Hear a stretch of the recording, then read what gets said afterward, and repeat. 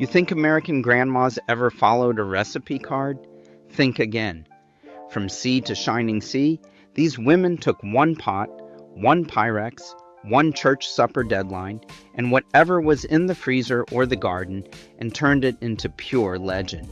These are the most iconic, most fought over, most take a double helping before your cousin gets seconds casseroles in the country, shuffled so you'll never guess what's coming next. Grab the biggest spoon you own.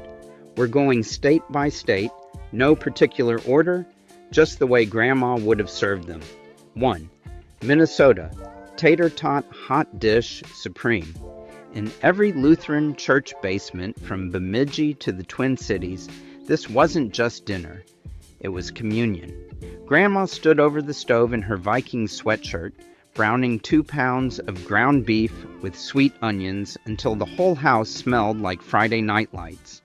2 family-size cans of full-fat cream of mushroom soup went in. Low-fat was a sin. A bag of frozen peas and carrots, a heavy splash of Worcestershire, and a whisper of garlic powder nobody admitted to. The mixture, thick and mysterious, got poured into the biggest pan she owned. Then came the sacred ritual. Frozen tater tots lined up row by row like little golden soldiers. Into a 375-degree oven for an hour until the tots turned the color of a perfect walleye tan and the edges hissed like a northern lake in January. Last 5 minutes, a snowstorm of sharp cheddar that melted into lava rivers. Out of the oven, 8-minute rest. Grandma timed it with the cigarette she swore was her last. Then the feeding frenzy began. The corner pieces, extra crispy tots, burnt cheese, were worth more than Vikings playoff tickets. Leftover hot dish at 9 a.m. with a fried egg on top. Breakfast of state champions. 2. Texas. King Ranch chicken casserole. Everything's bigger, even the casserole. Grandma started at sunrise, boiling a whole chicken with celery, peppercorns, and a prayer. By noon, the meat was shredded, the broth saved for later. Corn tortillas torn by hand, soaked up rotel, cream of chicken, and cream of mushroom until soft. Layers went down like building the Alamo. Tortillas, chicken, sautéed onions and bells, a snowstorm of cheddar and Monterey Jack, a reckless fistful of cumin and chili powder that turned the whole pan the color of a hill country sunset. Another layer, more cheese, repeat until the pan threatened to overflow. Final touch, crushed Fritos across the top for that unmistakable crunch. Baked until the cheese bubbled like oil rigs and the kitchen smelled like rodeo weekend. It fed the ranch hands, the preacher, the neighbors, and still had enough for Tuesday tacos. Grandma never measured once, just tasted and said, needs more Texas. 3. Utah. Funeral potatoes 2.0. Born in Relief Society, kitchens and perfected at every funeral, baptism, and Scout Court of Honor. Grandma thawed a 2-pound bag of shredded hash browns. Cubes were for amateurs, folded in sour cream, cream of chicken soup, an entire stick of melted butter, 2 cups of sharp cheddar, and green onions for color. Poured into the pan, then the crown. Crushed cornflakes tossed with another half stick of butter until golden. Baked at 350 degrees until the top looked like fresh Wasatch powder with golden peaks, and the inside hit 180 degrees of pure comfort. The casserole that turned mourning into potluck legend. Grandma always said, "We don't mourn with empty stomachs," then slid the pan across the folding table like she was passing the sacrament. 4. Louisiana jambalaya casserole. Grandma didn't need a recipe. She had the bayou in her veins. Andouille brown dark, the Holy Trinity, onions, celery, bell pepper, cooked low until sweet, then rice, tomatoes, chicken, shrimp, and a spice blend that made grown men cry. Normally served from the cast iron pot, but when company came, she poured it into a deep casserole, topped it with buttered breadcrumbs and extra sausage slices, then baked until the rice on top went crunchy, and the kitchen sounded like a second-line parade. One bite, and you heard trombones, tasted the Mississippi, and understood why Louisiana never does anything small. 5. Maine, lobster mac and cheese casserole. After Labor Day, lobster prices fell off a cliff and Grandma turned into a seafood pirate. A full pound of picked lobster meat, tail, claw, knuckle, no tamale skimping, folded into a silky roux made with half and half sharp white cheddar and a contraband handful of real Gruyere. Elbow macaroni cooked 1 minute shy, everything married in the pot, then poured into the lobster-stained Pyrex, topped with buttered Ritz crackers and a final snowfall of cheese, baked until the crackers crackled like a down-east sunrise and the cheese pulled in foot-long strings. Served with a wink and the immortal line, "Don't tell your father how much this cost. He thinks lobster grows on trees. You ate until your fingers smelled like the ocean and your heart was full of Maine." 6. Idaho, loaded baked potato casserole. Grandma didn't mess around when the spuds came in from the field. 10 pounds of russets were scrubbed, boiled in their jackets, then riced while still hot enough to blister fingers.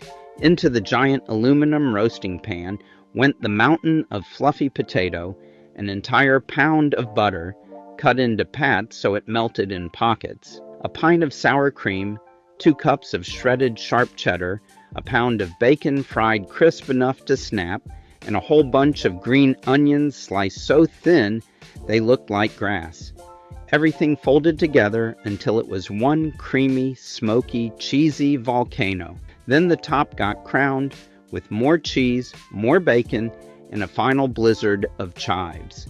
Baked at 350 until the edges turned mahogany and the center bubbled like Yellowstone mud pots, came out of the oven looking like the surface of the sun. You waited exactly 6 minutes. Grandma counted out loud before the feeding frenzy began. The corner pieces, where the potato got caramelized and extra bacon lived, were worth actual money.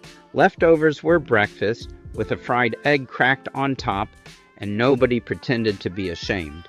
7. Wisconsin, beer brat and kraut casserole. When the Packers were on, Grandma fired up the casserole artillery.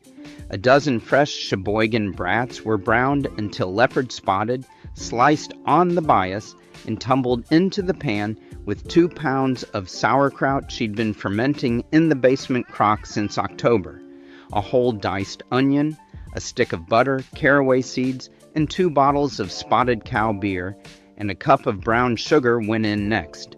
Then came the secret layer. Sliced boiled potatoes shingled over the top like roof tiles, dotted with more butter and blanketed with shredded Swiss and Gruyere. Baked low and slow until the beer reduced into a sweet tangy glaze, and the cheese formed a golden dome you could tap with a spoon.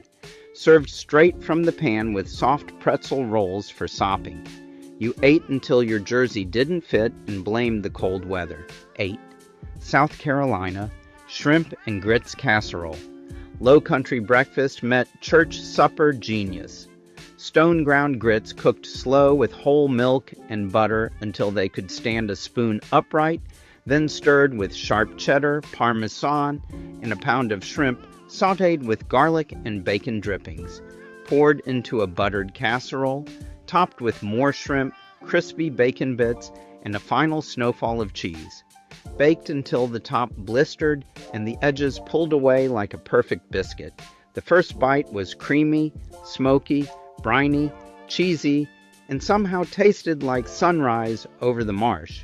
Grandma always saved the corner for the grandchild who helped peel shrimp, fingers pruned for days, totally worth it. 9. New Mexico, stacked red chile enchilada casserole. Christmas in a pan, red and green chilies, because why choose? Corn tortillas dipped in homemade red chili sauce made from pods.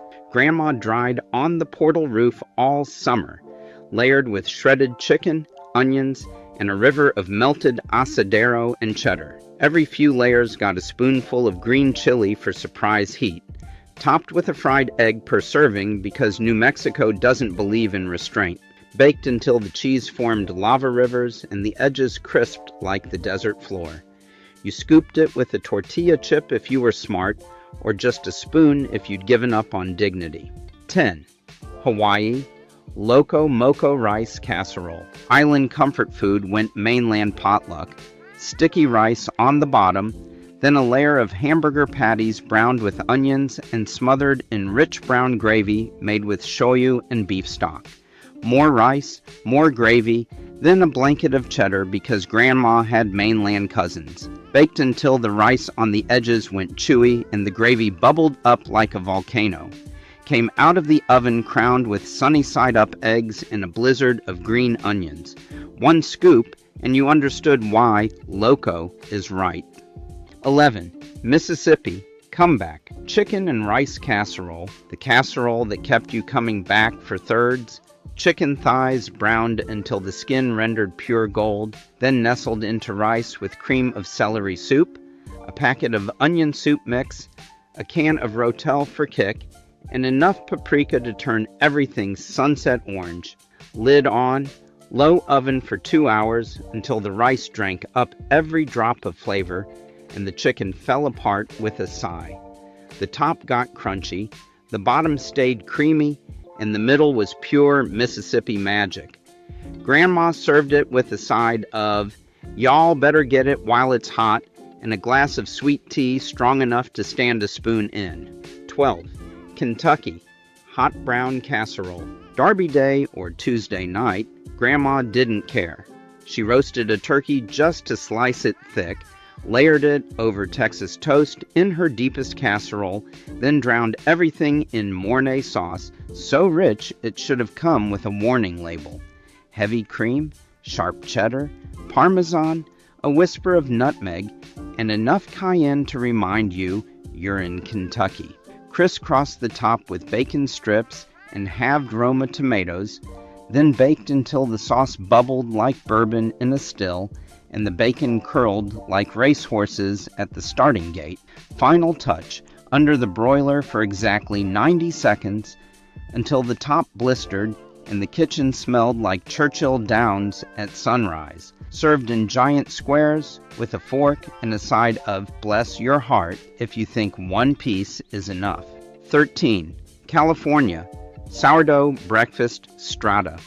Grandma kept her 100-year-old sourdough starter in the fridge like it was family. Saturday night, she tore yesterday's San Francisco sourdough into chunks, soaked it in a custard of eggs, half and half, Dijon mustard, and a pound of grated jack cheese. Added sautéed mushrooms, spinach, and whatever leftover ham or bacon was hiding in the drawer. Covered it with foil and let it sleep overnight in the fridge, so the bread can think about what it's done. Sunday morning, it went into the oven until puffed like the Golden Gate, in fog and golden on top. You cut into it, and the cheese stretched like Highway 1. Breakfast, brunch, whatever, it was California love in a 9x13. 14. Georgia Peach Cobbler Breakfast Casserole.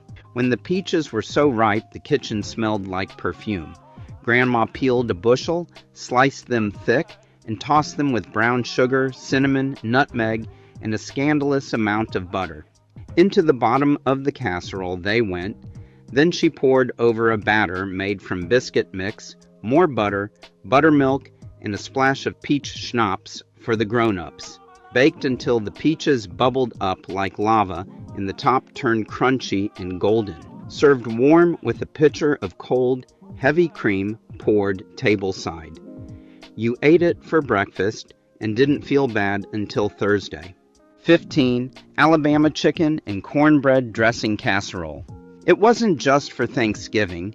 Grandma boiled a whole hen with celery and onion until the broth was liquid gold, shredded the meat, and crumbled 2 skillets of cornbread into a giant bowl. Added sautéed onions, celery, sage, poultry seasoning, and enough of that broth to make it almost soupy. layered it in the pan with the chicken, dotted the top with butter like stars, and baked until the edges turned the color of a crimson-tide sunset. The crispy bits on top were currency, the soft middle was comfort. You fought your cousins for both. 16. Florida, Cuban black beans and rice casserole. Grandma soaked black beans overnight, then simmered them slow with a smoked ham hock, green pepper, onion, garlic, cumin, oregano, and a bay leaf big as your hand. When the beans were creamy, she stirred in cooked rice, poured the whole pot into a casserole, topped it with sliced Spanish chorizo and a blanket of mozzarella, because she had grandchildren who liked extra cheese, abuelita. Baked until the top browned and the edges went crispy like socarat. Served with maduros on the side and a warning, if you don't take seconds, I'm giving your plate to the neighbor. 17. Tennessee, chess pie, breakfast casserole. Yes, dessert for breakfast. Fight me. Grandma made her famous chess pie filling, buttermilk, cornmeal, vinegar, vanilla, and enough butter to make angels weep, then poured it over layers of torn biscuits in a deep casserole. Baked low and slow until the center barely jiggled and the top cracked like old Tennessee river clay. Served warm with a pot of coffee strong enough to raise Elvis. One bite, and you understood why they call it chess. It's a rich man's game. 18. North Carolina, chicken bog casserole. Eastern North Carolina grandmas didn't mess with pretty food. They made food that stuck to your ribs when the tobacco was high and the hurricane shutters were up. A fat hen went into the pot at dawn with nothing but salt, pepper, and a whole onion. Hours later, the meat was shredded off the bone and the broth was pure gold. Into the biggest casserole dish went that chicken, a mountain of Carolina gold rice, sliced smoked sausage, the color of mahogany, and enough of the broth to make it look like swampy soup.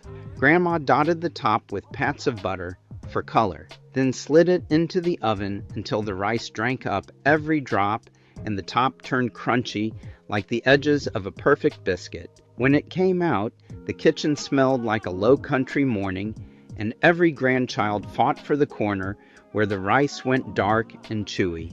You ate it with a spoon, a slice of white bread for sopping, and a glass of sweet tea strong enough to float a horseshoe. Leftovers were breakfast, with a fried egg on top, and nobody in the family has ever admitted it was wrong. 19.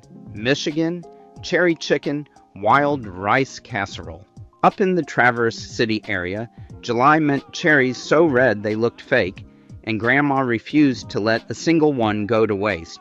She cooked Minnesota wild rice until it bloomed, mixed it with shredded chicken from Sunday's roaster, dried cherries she'd put up herself, toasted almonds, and a cream sauce made with real cream from the neighbor's cow, and a splash of amaretto because the bottle was open. Poured it into her blue Pyrex, topped it with buttered panko and a final snowfall of Parmesan, then baked until the top crackled and the cherries turned jammy. One bite, and you tasted lake effect snow, cherry orchards in bloom, and a 1964 Buick station wagon full of cousins. It was sweet, savory, nutty, creamy, and somehow tasted like the entire Upper Peninsula decided to hug you at once. Grandma always saved the middle piece, the softest cherry-heavy one, for whoever helped pit the cherries, and still had red fingers 2 days later. 20. Pennsylvania, ham pot pie casserole. Not the pie you're thinking of.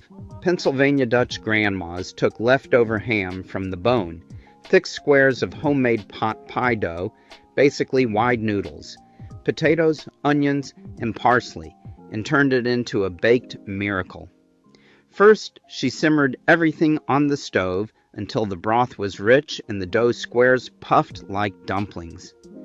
Then the whole pot went into a deep casserole, topped with a lattice of extra dough brushed with milk, so it shines like Sunday shoes, and baked until the top turned golden and the edges bubbled like a slow-moving lava flow.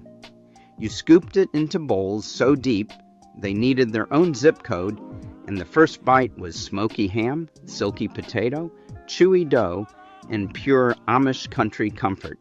The corner pieces with the extra crispy lattice were worth starting a family feud over. Grandma served it with chow chow on the side and a warning: eat slow or you'll get the hiccups and I'm not thumping your back again. 21. New York, buffalo chicken tater tot casserole. Listen, Buffalo didn't invent chicken wings just to play nice. Grandma shredded rotisserie chicken, tossed it in Frank's Red Hot until it glowed, mixed in cream cheese and ranch like she was hiding evidence, then dumped it in a pan. Frozen tater tots on top like orange snow, cheddar blizzard, baked till the tots crisped and the edges turned volcanic. You scooped a corner and it was wing night in one bite. No messy fingers, no blue cheese debate, just pure upstate rebellion in a 9x13. 22. Illinois, deep dish pizza casserole. Chicago grandmas weren't about to flip dough in the air. They took a cake pan, pressed in pizza dough thick as a phone book, layered it upside down, cheese first, then sausage, peppers, onions, then a lake of crushed tomatoes on top so the crust stayed crunchy. Baked it an hour until the house smelled like Lou Malnati's had a baby in the oven. You needed a fork and a dream, but one bite, and you were standing in line at Giordano's without the wait. 23. Ohio, Buckeye peanut butter and chocolate casserole. Ohio State fans don't mess around. Grandma melted butter with brown sugar, stirred in peanut butter until it was smoother than a Buckeye comeback, poured it over a base of crushed Nutter butters, then swirled in melted chocolate like the horseshoe at the shoe, baked till the top cracked like stadium concrete. Served warm with vanilla ice cream, it was literally a giant Buckeye candy you could eat with a spoon. Ohio never tasted so good. 24. Oklahoma, chicken fried steak and gravy casserole. Grandma pounded cube steak till it was bigger than the pan, breaded it in seasoned flour, fried it crisp, then layered it with mashed potatoes and drowned the whole thing in cream gravy thick as Texas crude. Topped with more fried onions for crunch, baked till bubbling. It was chicken fried steak, mashed potatoes, and gravy in one glorious scoop. No plate juggling, just pure Sooner comfort that stuck to your ribs and your arteries. 25. Arkansas, chocolate gravy and biscuit casserole. Yeah, you heard me, chocolate gravy. Grandma made a roux with cocoa, sugar, and a little flour, whisked in milk till it turned into silky chocolate velvet, then poured it over layers of canned biscuits torn into chunks. Baked till the biscuits rose like the Ozarks and soaked up every drop. You ate it warm with a spoon and understood why Arkansas folks smile in January.